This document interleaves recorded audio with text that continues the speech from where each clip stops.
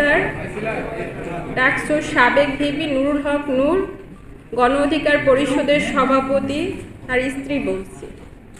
আমার হাজবেন্ডকে গত 19 জুলাই শেষ, 20 জুলাই শুরু ভোর রাতে আনুমানিক সময় 3টা 20 থেকে ভোর রাত 4:45টার মধ্যে আমাদের বাসায় ডিবি, ডিজিএফআই, পুলিশ সহ কিছু পোশাকধারী এবং কিছু সাদা পোশাকে আমরা ঘুমন্ত অবস্থায় ছিলাম। আমার বেডে আমার 2টা বাচ্চা, একটা 5 বছরের আর একটা 1 ইয়ার প্লাস। নূরের গলা ধরে শুয়েছিল ওর বড় বাচ্চাটা, যে বাচ্চাটা আজকে ও স্তব্ধ হয়ে গেছে। 25শে মার্চের কারো রাত গল্পে বই পড়েছিলাম ছোটবেলায়, যখন ঠিক ওই রাতটা যেন আমার জীবনে নেমে এসেছিল আমার সন্তানদের জন্য। আমাদের ঘরে কোনো কলিং বেল দেওয়া হয়নি, কোনো কিছু না। হঠাৎ করে মেইন দরজা এবং আমাদের রুমের যখন দরজা ভাঙার শব্দ শুনে আমি শুধু ছোট বাচ্চাটাকে রেখে শুধুমাত্র দাঁড়িয়েছিলাম। এর মধ্যে দেখে আমার সামনে এসে অন্ধকার ঘর, অনেকগুলো লোক, তাদেরকে তখন তো আমি চিনতে পারতেছিলাম না। নূর উঠতে পারতেছিল না, বড় বাচ্চাটার গলাটা জড়িয়ে ধরেছিল। এর মধ্যে ওরা ঘরে ঢুকে সর্বোচ্চ মনে হয় 3 থেকে 4 মিনিট হবে। তো বারবার জিজ্ঞেস করতেছিলাম আপনারা কারা। এতটা মানে ভয়ঙ্কর, আমি ওই রাতের বর্ণনা হয়তো আমি দিতে পারতেছি না এই মুহূর্তে। 2 থেকে 3 মিনিটের মধ্যে ওকে নিয়ে যাওয়া হয়। অন্যায় করেনি, ও তো কোনো অপরাধ করেনি, ও তো কোনো ভাঙচুরের সাথে জড়িত নয়। ও শুধু নৈতিকভাবে ও তো ওই ডাকসু থেকে উঠে আসছে, ওই ছাত্র আন্দোলন থেকে 2018 ছাত্র আন্দোলন নেতৃত্ব ও দিয়েছিল। সেই জায়গা থেকে ও একটু হয়তো সাপোর্ট, মানে নৈতিকভাবে সে সাপোর্ট করছে ছাত্রদের এই আন্দোলনটা। বাট ও তো এই সন্ত্রাসী কার্যক্রমের সাথে কোনোভাবে জড়িত না। বাট ওকে বারবার ওই জায়গায় স্বীকারোক্তি নেওয়ার চেষ্টা করা হচ্ছে যে ওইগুলোর সাথে জড়িত, মানে মিথ্যা মামলা দিয়ে ওকে বারবার। আর এটার মানে বলা হচ্ছে যে ও নাকি নির্বাচনে যায়নি কেন, ও কেন বিভিন্ন দেশে বিভিন্ন অ্যাম্বাসিতে যায়। যেহেতু ও এক ডাকসু সাবেক ভিপি আর একটা দলের প্রধান হিসেবে বিভিন্ন রাজনৈতিক দল, বিরোধী দল, তারা তো প্রত্যেকটা অ্যাম্বাসিতে তাদেরকে ইনভাইট করলে তারা তো যায়, সে জায়গায় মানে করে। এটা তো তার কোনো অপরাধ না। বাট কেন জানি না, এই উত্তরগুলো আমার কাছে নেই।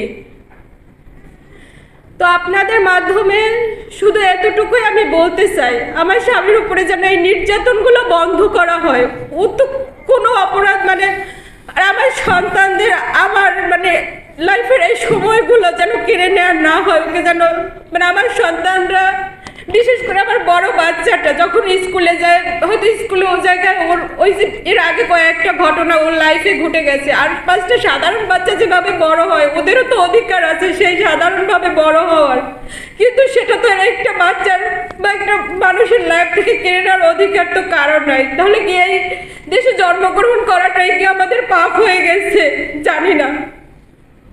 তো আমি শুধু এতটুকুই অনুরোধ করব, আপনাদের মাধ্যমে বা উপর মহলে যারা আছেন, ওর শারীরিক নির্যাতনটা আপনারা বন্ধ করুন। নৈতিক জায়গা থেকে ওর মনে হচ্ছে দেশের রাজনীতি, মানে সে জায়গা থেকে কথা বলছে, হয়তো সে কথাটাকে মানে খুব অন্যায় কিছু তো ও বলেনি। তো মিথ্যা এই জিনিসগুলা দিয়ে একটা মানুষের জীবনটাকে, তার পরিবারটাকে ধ্বংস করে দিবেন না আপনারা। আমার ছোট বাচ্চাটা খুবই অসুস্থ, ওর বারবার ট্রিটমেন্টের দরকার হয়, ফলো আপের দরকার হয়। আমি জানি না, সব বাচ্চারাই হয়তো তার বাবার জন্য খুব পাগল থাকে। বাট আমার বড় বাচ্চাটা যখন বলে মা তুমি রাগ করো না, আমি আমার বাবাকে একটু বেশিই ভালোবাসি। তো এই জিনিসগুলো আমার নিতে খুবই কষ্ট হচ্ছে। ও ঘুমায় না, বাবা কখন আসবে, প্রতিদিন ওর অপেক্ষা, রাত যতটাই হোক খুব রাত জাগে ও ওর বাবার জন্য। বাবা যখন আসবে তখন সে ঘুমাবে বাবার সাথে। ও তো কোনো অন্যায় করেনি, ও তো কোনো অপরাধ করেনি।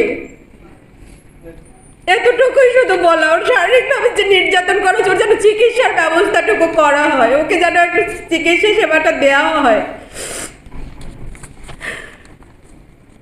ওকে বারবার মানে নির্বাচনের ওর মেইন এটাই হচ্ছে, তারা বারবার বলছে যে বারবার তাকে নির্বাচনে নেওয়ার চেষ্টা, বাট সে যায়নি কেন, সে অ্যাম্বাসিতে যায় কেন। সো এই জিনিসগুলোকে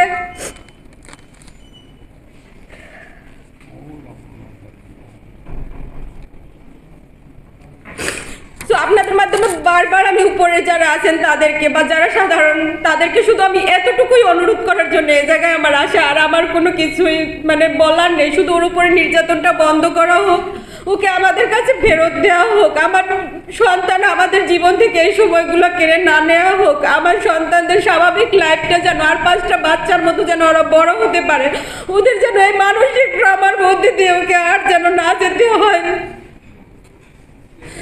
আর 5টা বাচ্চার মতো মিশতে পারে না সব। তারপরেও এই সেই মোল্লাকে যখন ধরে নেওয়া হয় ও পুরাই মানে ভেঙে পড়ে। ও পুলিশ দেখলে এতটা ভয় পেত, মানে পুলিশের কাছে যেত না, যদি একটা গাড়ির শব্দ শুনে বাইরে বের হয় সে দৌড়ে চলে আসে। পুলিশ যেন ওর কাছে একটা আতঙ্কের নাম হয়ে দাঁড়িয়েছে। একটা বাচ্চার জন্য যখন একটা পুলিশ সম্পর্কে এইরকম ধারণা নিয়ে সে বড় হবে,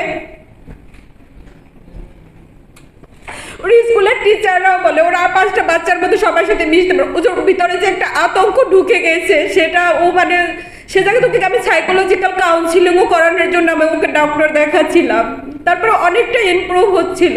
এর মধ্যে আবার এই ইনসিডেন্ট, জানি না ওকে আমি আবার স্বাভাবিক লাইফটা ওর ফেরত দিতে পারবো কিনা।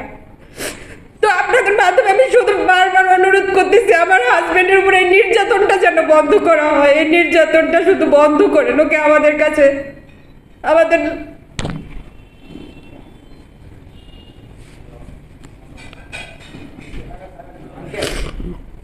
আমি আর কথা বলতে আমার খুবই কষ্ট হচ্ছে এখন, বিশেষ করে আমার সন্তান দুটোর মুখের দিকে তাকে, আর আমার অনাগত সন্তান এই অবস্থায় একটা মানুষ গেলে তার উপরে যে শারীরিক মানসিক এখন আমার অবস্থা আমি জানি না, আবার আর একজনকে আমি সুস্থ স্বাভাবিকভাবে পৃথিবীতে আনতে পারবো কিনা সেটাও আমার শঙ্কা।